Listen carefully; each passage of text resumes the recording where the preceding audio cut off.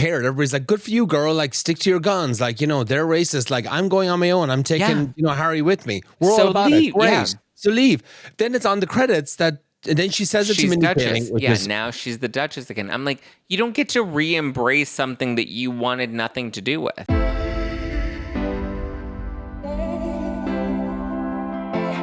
Hi, everyone. Welcome to an emergency. Don't Let It Stu. I guess that's what I got to call it. We are recording this on a Thursday night straight after Traitors. I thought we would just be fresh. We would be angry. We'd have a lot to say. And I'm here with my favorite, Zack Peter. You can also follow him over at No Filter with Zack on Instagram and TikTok, and get on his YouTube 5 days a week at Just Plain Zack. Hi. Yes. Hi, Stu. You have me up past my bedtime. I know. I mean, look, I have to pack my bag. I'm going to Palm Springs tomorrow morning. I'm going for the tennis weekend. I'm getting up at 5. I'm leaving at 6. So I was like, please, can you just do it tonight?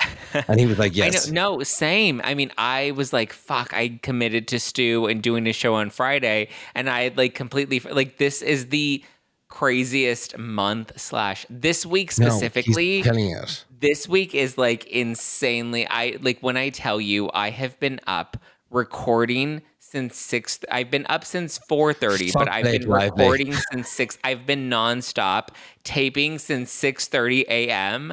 That my brain is so. But I was okay, if we can do Thursday, let's do Thursday. And it's also fresh. I just finished watching Traitors, and I know we have so much to this. We have Traitors, we have Meghan Markle. There's so much for us to dive into that I'm very excited. So it's good. And I don't know how I have energy. I just do, because this is great. Quick off my chest. I was on with SE Cup this week. We did a little kind of Meghan Markle. We talked a bit about it at the first episode. And we were just kind of just going through it. It's kind of not genuine, this, that, and the other. Now I'm like a racist. So it's I didn't even know she was black. And it's okay. I'm racist every day. I'm all the things. Every day the internet labels me something else. Well, we know why you get used to it. Well, we know why you have your opinion. I'm just saying she's not a white girl. I'm like, okay. It's just I thought this. I was sharing it with Essie. I was like, she's like, oh, please. I'm like, I know. It's so funny. Anyway. She's not Megan the Stallion. She's Meghan Markle that is the whitest of the whitest that we can have. I'd like to, if you had watched, I was on the Pop Report a few weeks ago with Zack, and Zack was talking about it because he was saying everybody calls her Beyonce or something. And I was like, wait, is she black? And you're like, yeah, did you not know that? And I'm like, not really. Well, because that was her whole thing. They did the exclusive sit down with Oprah, and they were like, we're leaving the royal family because the royal family is racist. And then what we learned from this new Netflix series is that now she wants to be the Duchess again. Yes. She's like, no, I'm Meghan, Duchess of Sussex. And I'm like, wait, no. You don't get to leave the UK and become the royal refugees that seek refuge in Tyler Perry's mansion. And then suddenly you're like, no, wait, I want to be the Duchess again. You don't get to go back and forth. You burned that bridge. You torched that bridge. Yeah. You got a bazooka and blew up that entire bridge. You don't get to be the Duchess again. But also, I was like, wait, let me learn about the royal family. And because her whole thing is in this new Netflix series, she tells Mindy Kaling, she's like, it's so funny that you keep calling me Meghan Markle because my family name is Sussex. And I was like, wait, Sussex is a place. Sussex is not a surname. And so I looked into it, and the surname, because she's like, I want to feel connected to my kids. And I was like, okay, that's understandable. But then I learned that their surname is Windsor. Their surname is not Sussex. It's Matt Betton Windsor. Oh, you're on your own with all that royal stuff. As an Irish person, we didn't like them anyway. Stu, right. Archie and Lilibet, their last name on their birth certificates is not Sussex. So when she's telling Mindy Kaling, oh, it's, our last name is Sussex, I think it's Matt Betton Windsor. Then? Is she the Duchess of Sussex? She was until they left their duties as part of the royal family. They're no longer the Duke.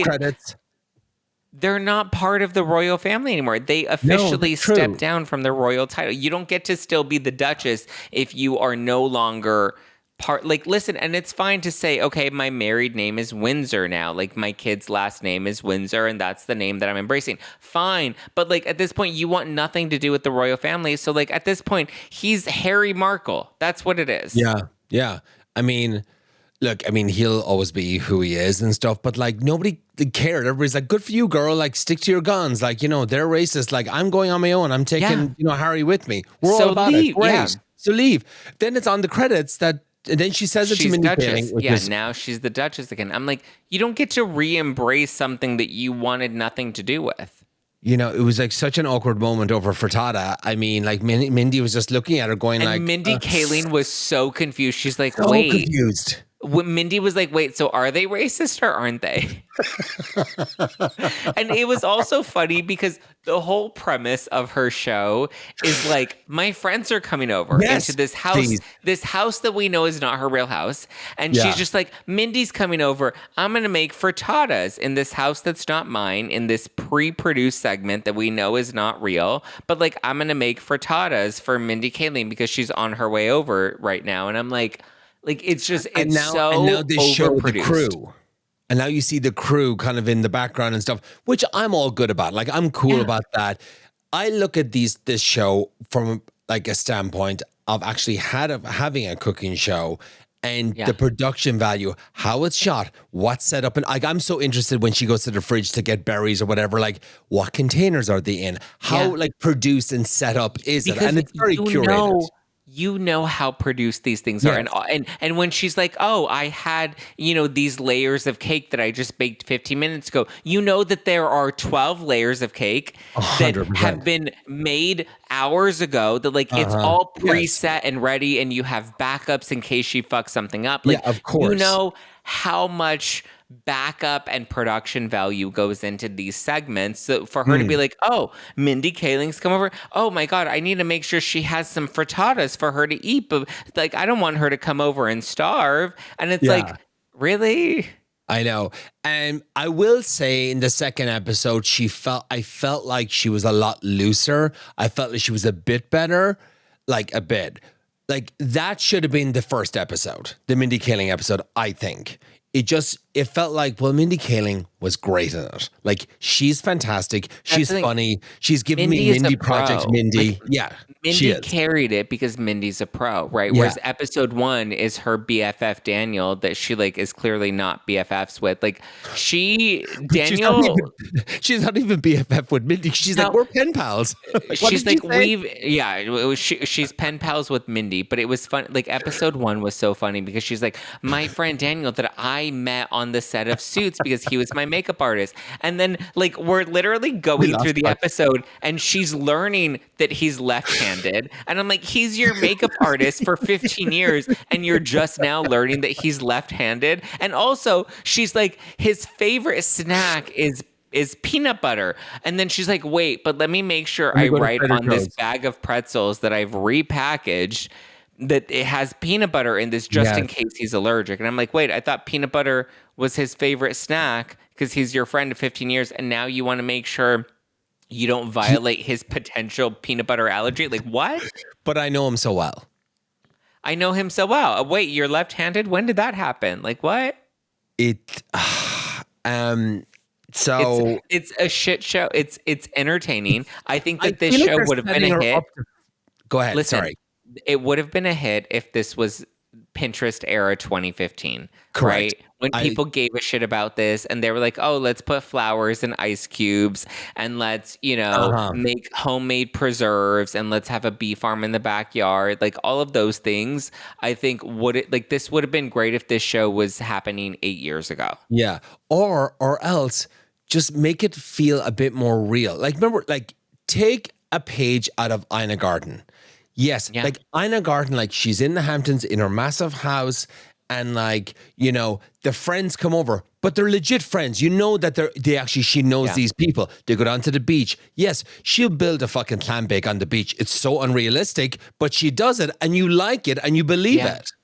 This, I don't see her getting up in the morning and making breakfast for everybody. I don't see her squeezing fruit juices for mimosas.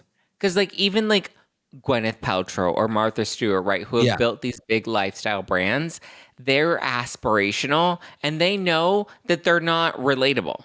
You know, like yeah, Gwyneth Paltrow's not like, yeah, I'm the everyday girl. Like Gwyneth Paltrow knows that she's out of touch and she correct. leans into, whereas Meghan Markle's like, oh yeah, I like to do low, high fashion. So I'm wearing like Zara jeans and they're only like $40, but I'm also wearing a $1,500 cashmere top. But like that makes me relatable that She I'm looked wearing really like good in it. Zara jeans. Like I'm like, no, like none of this is relatable. None of I'm this is gonna do like a video like that at the it's weekend at tennis.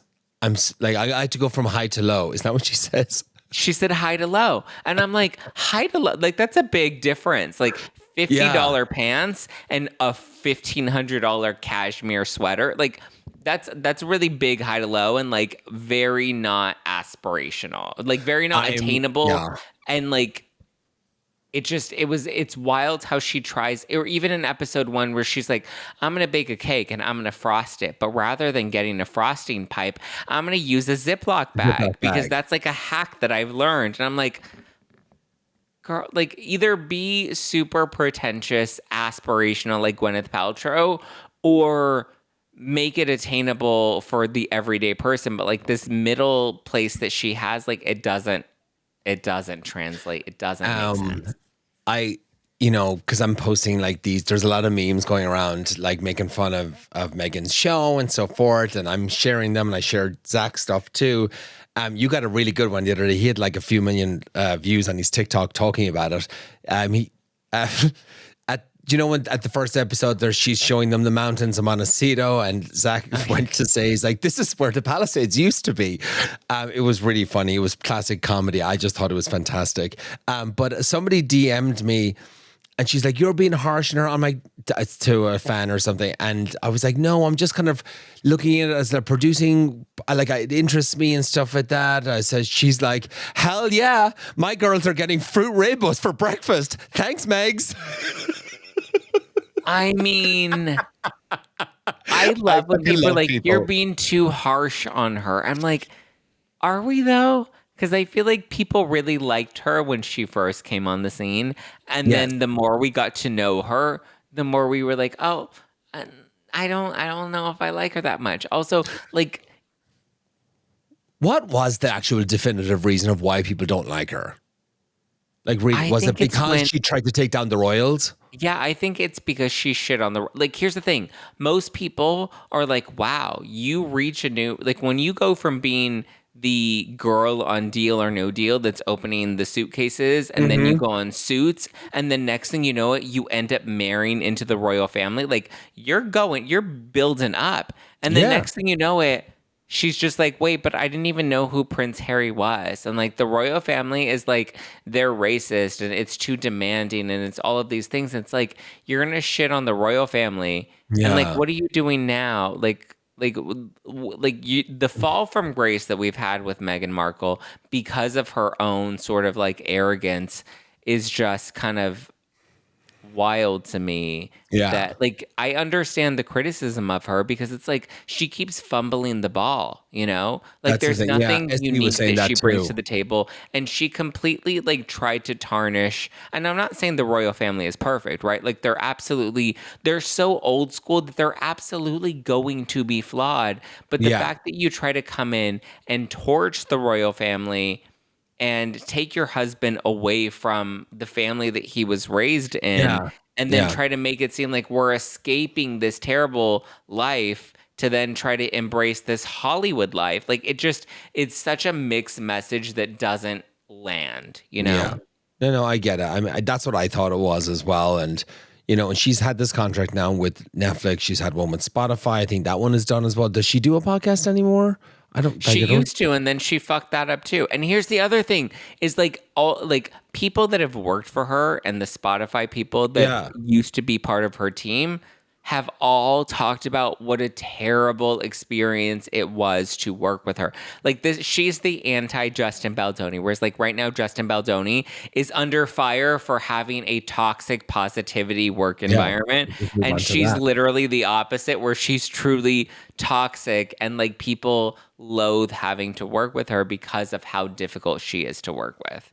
Yeah, well, there you go. And see, here's the thing as well. Now I'm starting to see clips of her kind of like watching the cameras, like with him and stuff. Like a lot of stuff now is coming out, and now they're going to show like, oh, look, she's a terrible person, which is kind of fucking shitty. Like, it's like she's trying to do a show on Netflix. I know we're kind of talking about it here, but I'm really talking about like just fucking let your hair down. Like, fuck up. Like, fuck up. Be like, I love the fucking McDonald's. I love the Jack in the Boxes. Yeah, so what? I'm like, oh my God, like, I'm still a Sussex. Don't even say the Sussex thing. Like, Mindy doesn't care. Like, none of us care. Pick a lane. Like, either B, I'm relatable, or B, I'm aspirational. Like, Gwyneth Paltrow does not give a fuck that most people are like, you're an unrelatable white bitch that I'm never going to be able to like have your type of money because you're a Nepo baby actress in Hollywood. And Gwyneth Paltrow's like, you know what? Yeah, I'm going to smoke my cigarette and say fuck you as I put a jade egg up my coochie. Like, Gwyneth Paltrow does not give two shits if you like her or not. You know, and then laughable. We all laugh at it, but we're kind of like, we accept you for who it is. But like, it is what it is, and you accept it for what it. We laugh at it, and we laugh that she has a jade egg up her coochie. But we're like, that's who she is, you know. Yeah. Whereas like Meghan is like, I'm relatable in my $1,500 cashmere sweater, but also I'm like she doesn't have like she can't pick a lane. She's trying to be too careful. It just, she doesn't want any mistakes. It seems overly curated, yeah, and it doesn't like it doesn't land. And I think honestly, like, kind of producers like wise, like they should have like kept the whole like, oh, I'm a Sussex now. They should have kept that out. Like they could have edited a bit of bits and pieces of it. This is out. how you know the producers. This is how you know the producers and the editors do not like her because they kept the pretzels bit in. They kept the Sussex thing in. Like they could have shielded her or also produced some of these segments a little bit better. Like the like I understand why everybody's trolling her about the pretzels because she's like, I took a plastic bag that said peanut butter pretzels and then I put it in another plastic bag and rewrote peanut butter pretzels and like said that this was my best friend's favorite snack. And then I'm like, oh, but I'm not sure if he's allergic to peanut butter pretzels. Like these are misses that producers, catch and are aware of. And the fact that they put that in tells you they do not like her. If that was like, I know for a fact, if I was doing that on set and stuff, that be like, okay, hey, is your friends coming over? I'm like, okay, what we're going to say is, we're going to have them already in the white plastic bag. You're going to hold them up to the camera and be like, oh my God, I get this at the local store. My friend absolutely fucking loves these like peanut butter pretzels. You know what they are. You know where you can get them. But I'm just going to put them in these bags because they're kind of cute and move on with it. Don't take the Trader Joe's bag and empty them into it. Is let people in on the shtick, right? And be like, listen, I'm going to put them in another bag because it's cuter. Or even, but then it's also the sustainability piece, or like people like, she then wasted 2 plastic bags. So it's like, put them in a cute jar, like do something and like let people know that you're doing this for the aesthetic rather than you're doing this for, because like, the other thing too is if you're just making a cute little gift basket for somebody that's staying in your guest room, the regular Trader Joe's bag is fine and is sufficient. Yeah. You know, you don't need to put it in a special bag and rewrite peanut butter pretzels and talk about peanut butter allergies. Yeah, it just did. The next episode, and then, I mean, the next episode, I did like the episode a bit more, a few more misses, kind of like, she's like, I squeezed all these orange juices. Mindy's like, am I going to get drunk? Mindy was just really funny. She was the enjoyable part of it. And then I was texting Zack as I was watching it at work, and I was like, wait, this is a kid's party, and she's making the balloon arch and all that stuff. And I'm like, and then she's like, oh my God, I just like love to make friends. I'm like, where's the friends? There is no friends. There's no kids. There's no friends. And also, they're prepping for a kids party, and there were no kids. There's no kids. So like, that's not, I'm not going to say that's her fault, but it's a major fuck up on the producer's fault. Go fucking pay $100 each to like 10 people to come over, like for a party. I don't know. Again, because I think the producers were genuinely like, Netflix is doing her a favor, and we're giving her this show, and we're going to do whatever she wants to do. We're just going to do it. We're just going to do we it. don't even Yeah. care about producing a good show. I think you're right. She's so controlling. She's so difficult to work with. We're so disinterested in doing this project. Whatever she wants, we're just going to do it. And if people make fun of it, if it's a flop, whatever it is, like, we're just going to give Netflix what they're basically signing up for by giving her this project. That's what I think it is too. I feel like it's kind of, I don't know, like, I have to watch the next few episodes, but also, I mean, come on, the it's food just value. thrown together. You're a chef. Talk about the food value. Like, the sandwiches are so basic. They used cookie cutters to cut out the bread and do PB&Js. I'm fine with that because it's the whole like British sandwich thing. Like at the London, you get the tea time on the like on the layer, the tiers and stuff. That I get. They can get away with that. I don't mind that. The frittata was cute. I didn't have any problem with that. The drinks, the mimosas. I think it's just the way it's presented. Yeah. And then here's the thing. It would have been fucking awesome if like 4 kids had to walk in with 3 or 4 adults. It would have like rounded the whole thing up. It would have been great. But also, they both have kids. That like they could have just brought in their own kids. They're not coming fucking near this shit show. like Mindy didn't bring her kids. Meghan didn't bring her kids. There's no neighbor that could have brought kids. Like, that to me is also wild that we did a whole kids party theme with balloons and rainbow fruit platters. I think they said like the kids would love this. Yeah, so show us the kids that love it. Also, she was putting bananas on that platter. Bananas, go brown after like 15 minutes. Yeah, maybe she spritzed them with like lemon juice. I don't know. Oh, moving on. Well, we'll check back to you in a few weeks. So I'll finish the whole season by then. We'll have more content. So I saw something on like E-News and I sent it over to you because I just sent everything over to Zack. But tell us how you feel about Nick Viall, and he thinks that we're all going to be wrong when the court case comes, the trial next year. We're all going to be wrong, Zack. Stu. You're like, just stop. Nick Viall.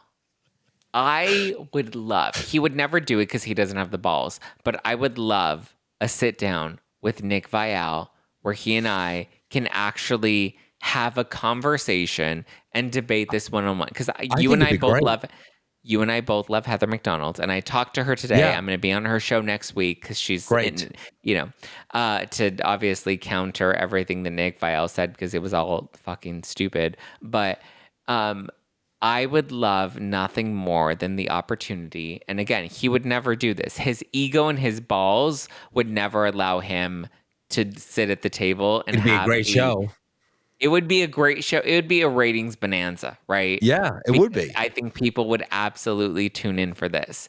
And I'm so confident in my opinions about this case. And I know that I can back it up with like factual information that I am very confident that he cannot.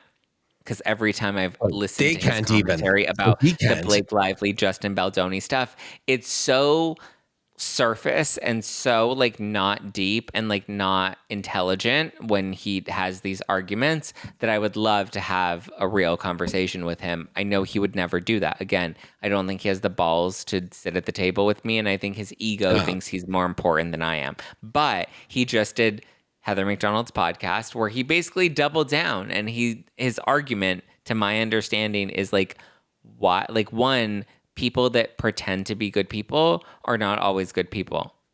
Okay. That is such a and then his other argument is, why would Blake Lively go this far if it wasn't that serious?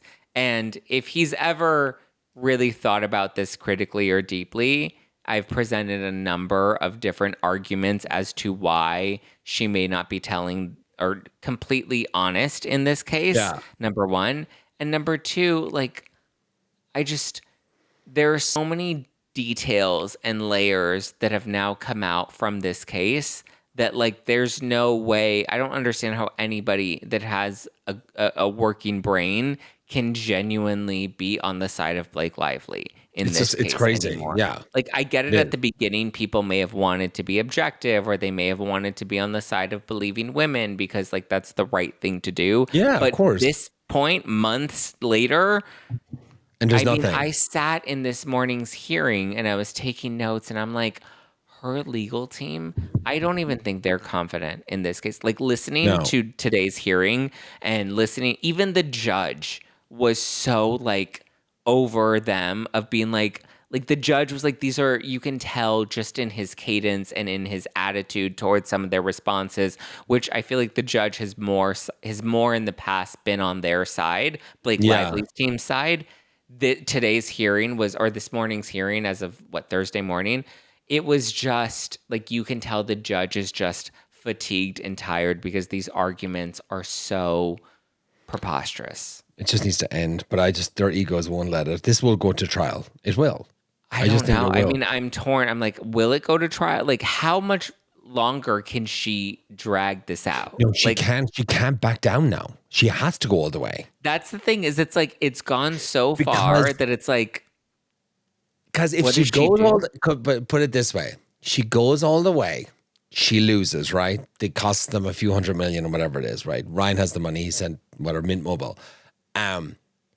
We were wronged. We're going to appeal this. Yeah. She'll just do that and she'll lose, right? And she'll walk away. Just like But she Amber can Heard. never give it up. Yeah. And she can never give it up and say she was wrong, though. And they won't. And they'll keep. Just like fucking- Amber Heard to this day is like, I'm innocent. Like, it's Yeah, just there the you go. internet was against me.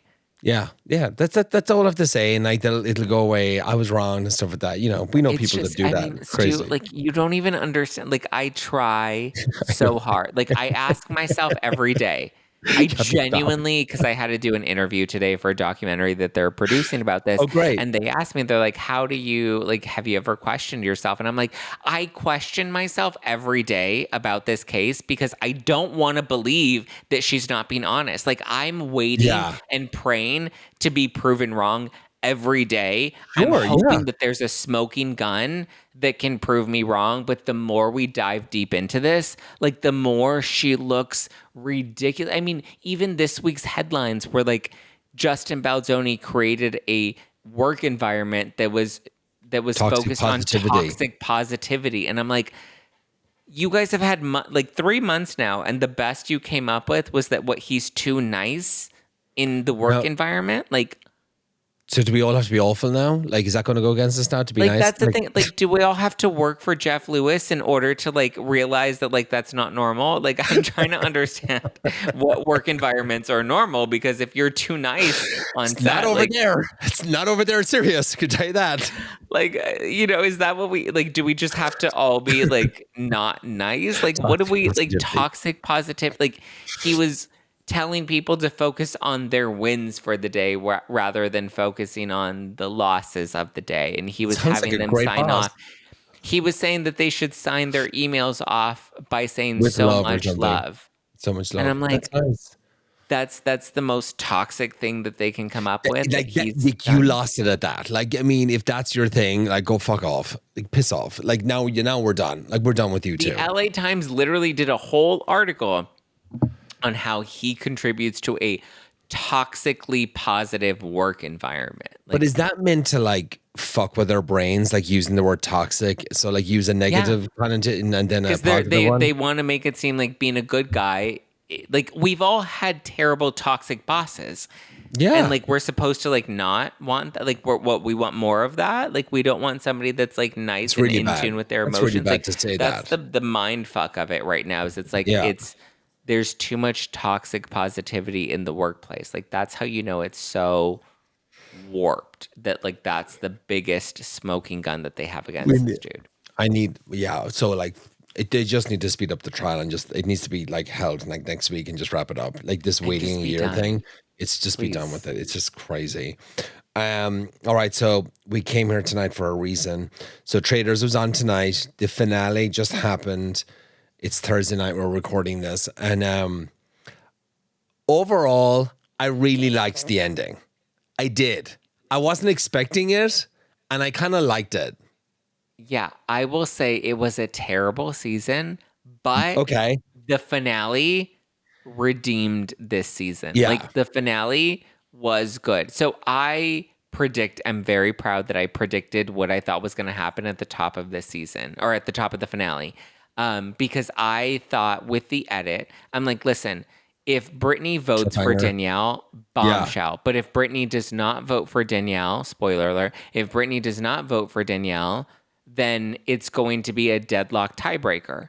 And in the editing, Okay, was it going to be a tiebreaker then if she had Yeah. voted for Ivar? Ivar. Yeah, it would have been a tie, and then we would have had to go to what is Again. going to be the tiebreaker, right? So my thing is, it's like editing wise, if she voted for Ivar, then the cliffhanger would have been the tiebreaker. They would have been like, oh shit, there's a tie. How are we going to break the tie? And that would have been the to be continued moment. But the Sure. to be continued moment was coming down to Brittany, and that's when I was like, oh, now I really think Brittany does vote against Danielle, and that's why we had to leave it on this cliffhanger, because there's no tiebreaker. Like, this is the only moment that we can leave for a to be continued.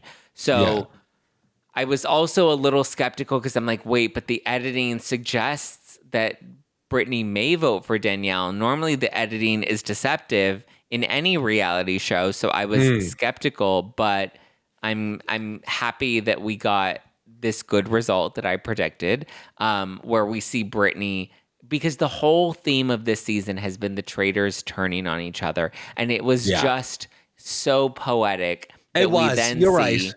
Yeah. Brittany turning on Danielle, who has been the most ruthless traitor who has turned on everyone else, and also poetic in the sense that, like, Brittany has turned on Danielle in the past as well. That, like, you know, there were too many solid moments that I think, you know, were perfect like, in that I traitor wanted moment. to see it. Like, I just felt like Brittany voting for Danielle and then it's gone. And I just was like, you fucking bitch. Like, she brought you in on it. Here's the thing. Okay, I know everybody's happy Danielle. Like, I grew to like Danielle. Like, she was annoying at the beginning. She was. Don't get me wrong. I didn't like her. And then I was like, when she got Carolyn gone and she like broke down crying and that whole act, I thought it was like incredible. But I wanted to see how it played out with Brittany and her going together. Like, I would have loved to have seen how that played out. Just anyway. Yeah. But it was just like, I and then think like she was gone and then Brittany went. It was like, fuck. there would have been a backstab regardless. Here's the thing. I think Yeah. Brittany knew there was no world where Danielle made it to the end. Do you Because think at so? some point, because there was too much heat on Danielle that at some point they would have never allowed Danielle to make it to the finals. But here's Like, the they thing. would have voted her out eventually. True. But if she had voted for let's say Ivar, and just say Danielle stayed and Ivar went home, right? Brittany still probably, knowing that Danielle is going to be on the chopping block, she's going to be voted for home. And then Brittany could have got her. Yeah. Brittany could have gotten to the last four by the fireplace. Yeah. And they could have been I like, think she knew there was just too much heat on Danielle, that it was better to get her out early and take those chances now. Sure. Yeah. Because if she didn't vote for Danielle, I think there would have been more heat on Brittany, because Danielle was the obvious choice at the table, that people would have questioned why Brittany was protecting Danielle. So I think it was I think she knew, and it was truly the only choice she could have made. And I think, I thought it was so fucking shady, though. I just was like, she just brought her on. But also so poetic in the sense Pathetic of, like, because they're all this going against each entire other. season was about traitors turning on traitors. Traitors. Like, there was no loyalty. That was the No. theme of the season, was there was no loyalty to anyone. What a bad season for me to watch as my first season. Season 1 was good. Season 2 was great. Season 3 was my least favorite season, but I feel like they redeemed themselves in the end, because the finale was good. The double cross from Brittany was amazing. The, finally seeing Danielle go home and not make it to the very end was great, especially considering she trusted Brittany, and knowing their history. Brittany eliminated Danielle from reindeer games. That history alone was great. Who should have Danielle chosen instead of Brittany? Dylan would have been a good one, maybe, because everyone just thought he was a faithful. No, I thought that I mean, Dylan would have been good if she wanted to take a traitor to the end. But I always thought the smarter gameplay would have been to make Dolores a traitor and then go back to, because remember how at the beginning, everybody was convinced that a housewife, and that's why all the housewives got eliminated early on. Everyone was convinced one of the housewives had to have been a traitor. So the genius gameplay would have been to make Dolores the traitor and then to convince everybody. We thought from the very beginning a housewife was a traitor and to let her fall on the sword and throw her under the bus and be like, see, Dolores was the traitor from the very beginning and we thought it was a housewife originally, that like it was always Dolores. Like, that like, would have been good too, the smartest gameplay was to pick Dolores with the intention of making her the sacrificial lamb. Oh God, it was good though. Did you so that was pretty much it. I mean, it was good. I mean, I like that all four of them won. Like, it was cool. Like, at the end, we have Ivar, Gabby, Dylan, and Dolores that were the winners. I don't love what's pretty that. funny? I was with Dolores and Paulie when she got back the day before she got back from the Traitors, and we all had dinner. I cooked a big dinner in their house, and we're sitting now. She didn't talk about it or anything like that, but imagine she had won at the time and she kept it closed. She kept it tight. And I didn't ask her because I knew, like, this is pointless. This is stupid, you know. But yeah, I mean, I didn't love that Ivar and Dolores won because I feel like they didn't really give much to the game. They kind of just were, like, in the skirted by shadows. to the end. Whereas, so last year, CT and Trishelle, who are also gamers, they made it to the end, and they made it to the end with MJ from Shaw's. I heard. And they made it to the end, and as you know, MJ was eliminated in the end, not because they believed that she was a traitor, but just because you can tell they believed they didn't think she deserved to be there because she kind of just skirted until the end. So they eliminated her at the last, and she was shocked by it. Like she was like, she was like, "We made it, we did it," and then they ended up turning on her, and like, you know, probably, you know, whatever. But like, it was just, but you get it. Like, I was so mad that they did that to MJ, and then I learned that like MJ, you know, maybe wasn't the most faithful in real life.